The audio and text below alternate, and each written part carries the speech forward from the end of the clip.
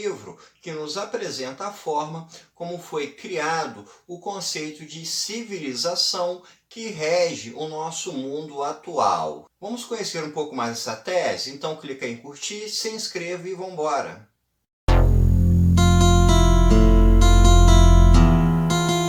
Hoje a gente vai falar sobre o livro O Processo Civilizador, que é um livro escrito pelo sociólogo alemão Norbert Elias.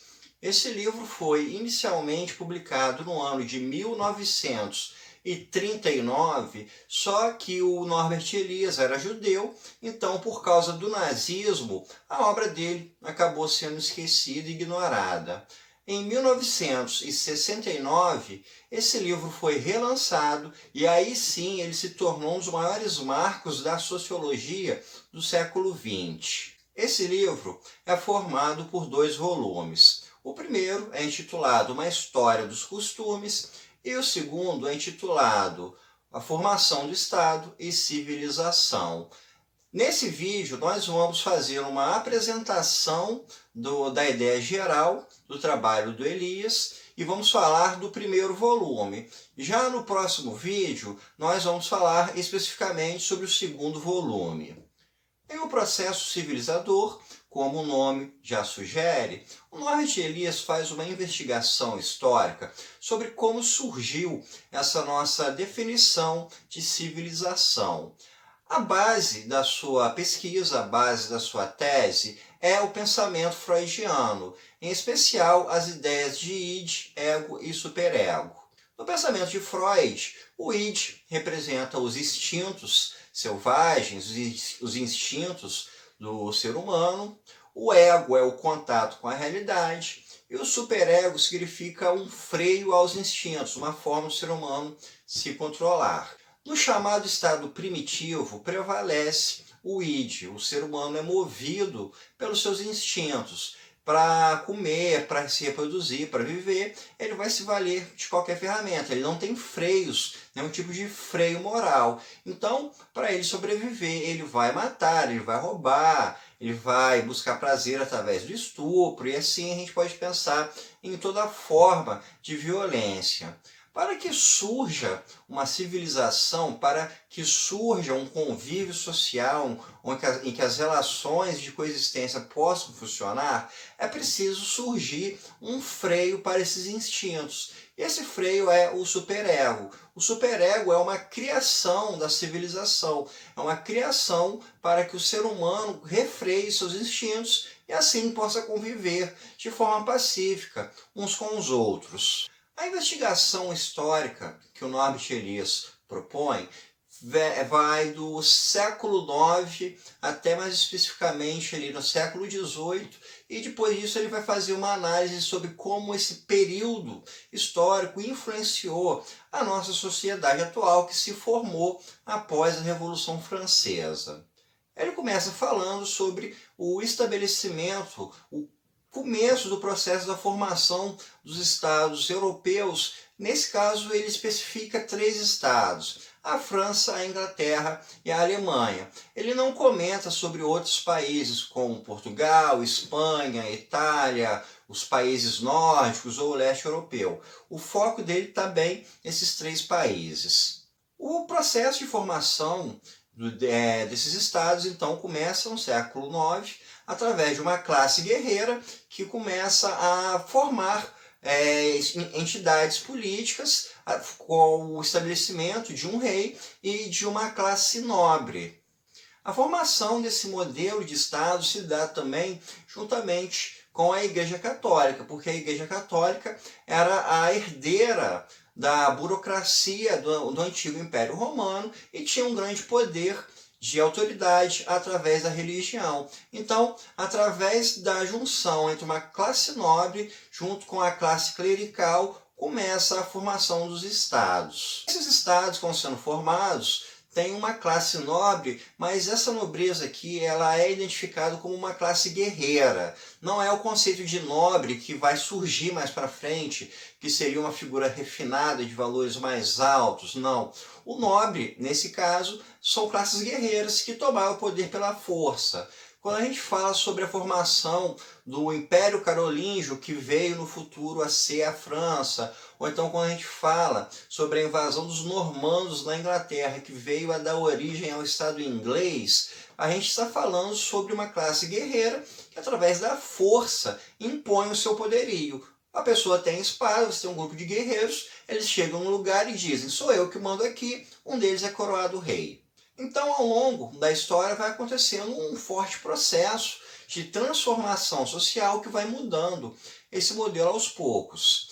As classes sociais vão se tornando mais complexas, como a gente comentou, havia uma classe clerical, uma classe nobre, e a gente vai ter também o conhecidíssimo terceiro estado, né, que é composto pela burguesia urbana, pelos trabalhadores urbanos, como operários e artesãos, e pelas classes camponesas. Ao longo do processo de desenvolvimento, ao longo desses séculos, as sociedades foram se tornando mais complexas, elas foram se interconectando através do comércio e das redes de comunicação e transporte. O sistema monetário começou a se fortalecer, começou a substituir os modelos de escambo, e a própria administração desses estados cada vez foi necessitando mais de burocratas. As figuras dos guerreiros que detinham o poder nesses estados foi perdendo um pouco a força. As figuras que se tornaram preponderantes para mandar no Estado foram burocratas, que iam cuidar de sistemas administrativos, que iam cuidar de sistemas jurídicos, que iam cuidar de sistemas tributários. O Estado foi monopolizando a força. O monopólio da força significa, então, que você teria um processo de apaziguamento na sociedade. O Estado seria o responsável pelo uso da força. Isso geraria uma mudança para que você não tivesse mais conflitos entre as pessoas. O Estado se tornaria um regulador.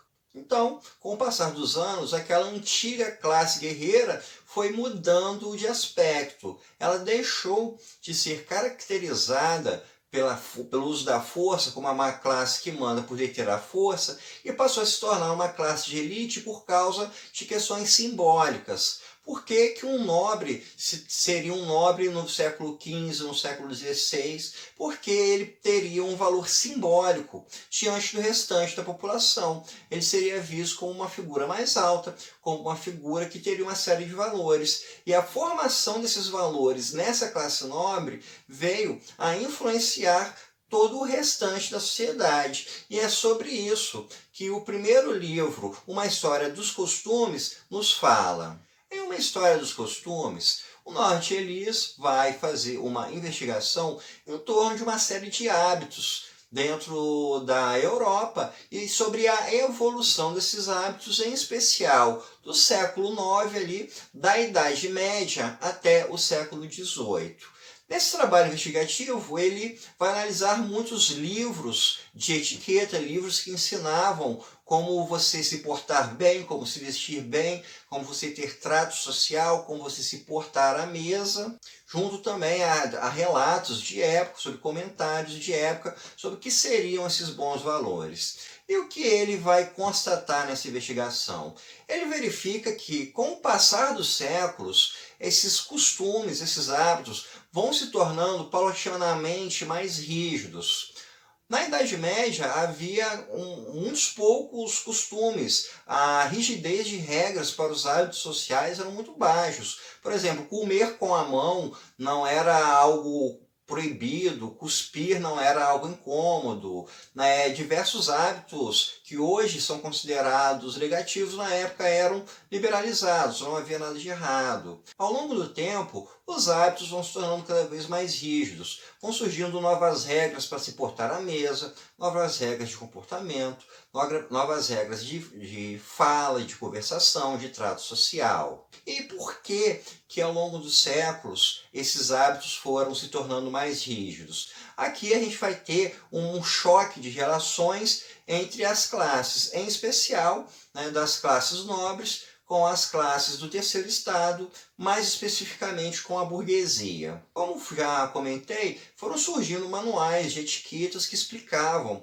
como deveriam ser os bons hábitos na época. Esses manuais eram mais destinados a hábitos da burguesia, para as figuras que estavam dentro da corte, para as figuras que estavam em torno do rei, que precisavam justamente fortalecer a sua simbologia para se colocar como uma classe superior. Só que esses manuais acabaram chegando para o restante da população e a população começou a repetir os hábitos da classe nobre. Então, a classe mais baixa, e nesse caso mais especificamente a burguesia, começou a assimilar os hábitos que eram típicos da nobreza.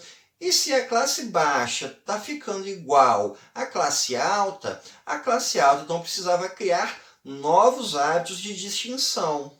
Então, ao longo do tempo, existe toda essa relação. A nobreza cria um determinado hábito, esse hábito começa a ser copiado pelas classes baixas, então a nobreza vai criar novos hábitos que vão ser copiados e assim consequentemente. Então, ao longo do tempo, todas essas relações, todas essas regras de etiqueta vão se tornando mais rígidas, porque era uma nobreza que queria se colocar como uma classe superior aos demais o tempo todo. Com o século XVIII, começou o processo de queda das monarquias, as classes nobres começaram a perder força e a burguesia começou a se fortalecer. Mas todo esse modelo de regras de etiqueta, elas se perpetuaram, elas estão aí até os dias de hoje. O principal ponto que o Norbert Elias observa nesse processo desses séculos é com relação ao controle dos instintos biológicos. Hábitos como arrotar, flatulência, urinar, a excreção de um modo geral, cuspir, tirar meleca no nariz e todos esses hábitos que são reprimidos são necessidades básicas do corpo. O processo de civilização, esse processo de formação dos costumes, ele surgiu de forma a refrear os instintos biológicos do ser humano. Flatulência em público é algo negativo. Se você vê uma pessoa cuspindo na rua, a tendência é considerar que aquela pessoa não tem educação, uma pessoa que enfia o dedo no nariz em público ou que se coce em público, tudo isso é visto como uma forma negativa. E aqui a gente vai ter algo que vem lá dos séculos anteriores e que hoje em dia encontra novas nomenclaturas, que é a diferenciação entre o primitivo e o civilizado. Quando você repreende uma criança que coloque a mão nas nádegas ou na virilha, ou uma criança que enfia o dedo no nariz ou que não lava as mãos antes de comer, você vai dizer que isso é uma falta de hábitos de educação. Desde criança ela vai ser corrigida para ela se enquadrar dentro de uma série de controles e processos biológicos. Uma pessoa que soltar flatulência ou arrotar ou tiver esses hábitos que a gente considera como porquice,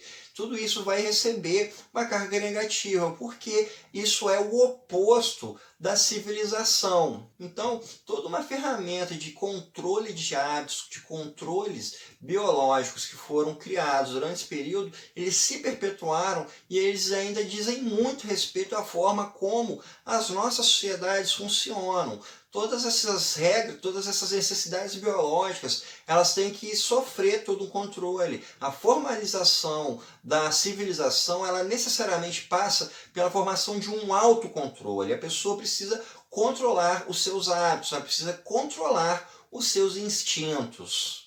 Essa relação das classes mais baixas com as classes mais altas também é algo que até os tempos de hoje a gente vê com bastante clareza.